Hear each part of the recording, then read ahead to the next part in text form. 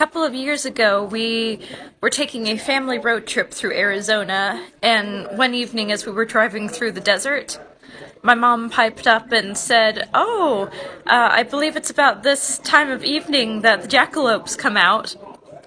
And my husband said, what's a jackalope? What's that?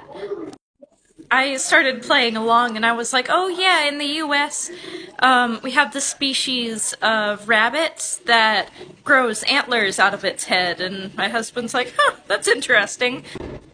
At first I was just gonna see how long I could get my husband to believe in the existence of jackalopes, but I am a terrible liar, and I started to feel guilty about messing with my husband.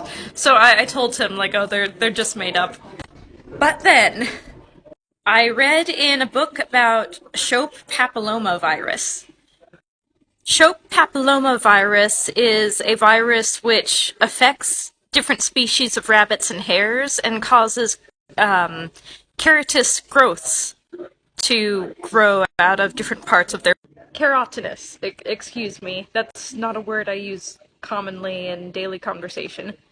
Usually on their face. Oftentimes they're carried by ticks or mosquitoes, and ticks and mosquitoes will tend to bite their face because the hair there is a bit thinner than on the rest of their body. And where they bite, then these little growths will develop. It's actually kind of nasty. The growths can get cancerous, and the disease, it affects domesticated rabbits much worse than it affects wild rabbits. Most wild rabbits have an immunity to it, but it can still affect them and be painful, and it's a problem also if it grows from their mouths, because it affects their ability to eat. So while jackalopes don't exist as a species, Shope papillomavirus can cause them to grow little horns. But if you have a domesticated rabbit that is growing horns, that's definitely something which needs to be checked out by a veterinarian.